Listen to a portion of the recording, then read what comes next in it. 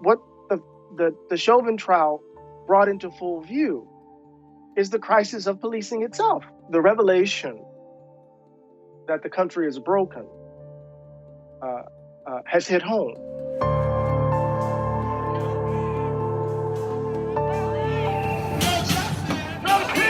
We have to understand it for what it is, and that is a police officer was convicted of murder of a Black man. Now, what that will mean ultimately depends upon what we do next. It is certainly the case that Chauvin could easily be seen as a sacrificial lamb to maintain the system of policing as it is. It also could certainly be the case that it could announce a different level of accountability for policing. But look, we still have police unions in control. We still have a system of policing with a whole range of assumptions about communities of color that led to a form of policing with violence at its core in relation to particular communities. The verdict around Chauvin doesn't change all of that.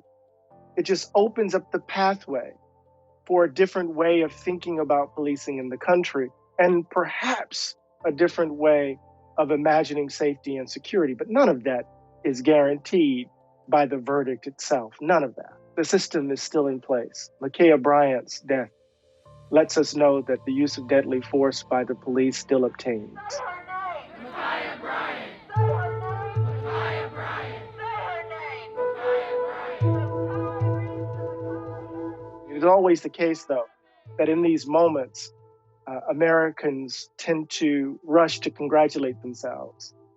They want us to celebrate something that seems on its face, at least to me, to us, something that should have been obvious. And of course, that self-congratulation also requires the coin of Black gratitude. We should be thankful that they did the right thing. James Baldwin writes about this in The Price of the Ticket, this rush for celebration, to pat oneself on the back.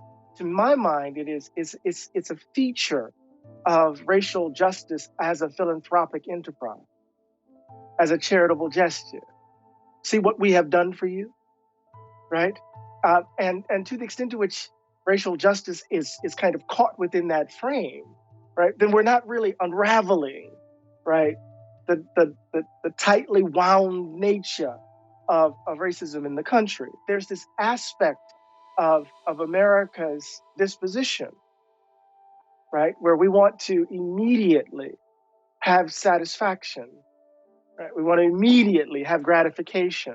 You know, to President Biden's credit, he resisted that temptation. This is just the beginning. We must not turn away. We can't turn away. We have a chance to begin to change the trajectory in this country. He understands, or at least it seemed to me that he understands, that policing takes us to the heart of the contradiction of race in this country. Because it's precisely through the police that the value gap, this belief that white people matter more than others, is sustained by the legal threat of violence. And we've never figured that out, ever. We've never tried to in so many ways.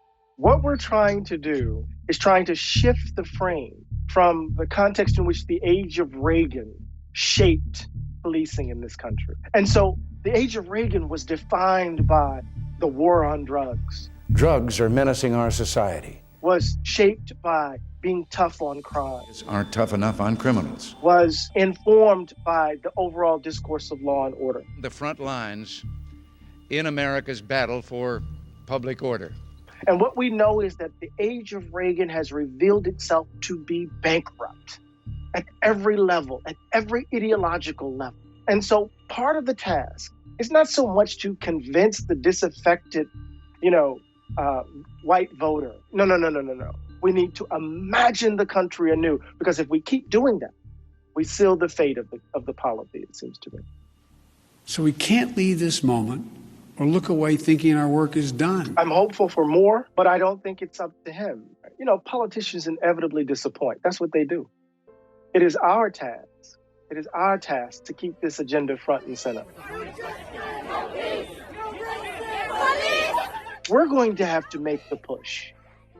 Right? We can't rely on the Biden administration. They will be pushed by the work that we're doing in the streets by the organizing that we're doing every single day to insist that municipalities budget differently, to insist that police differently, to insist that we decriminalize the code, to insist that carcerality is not the answer to social ills, to insist on a different way of being together.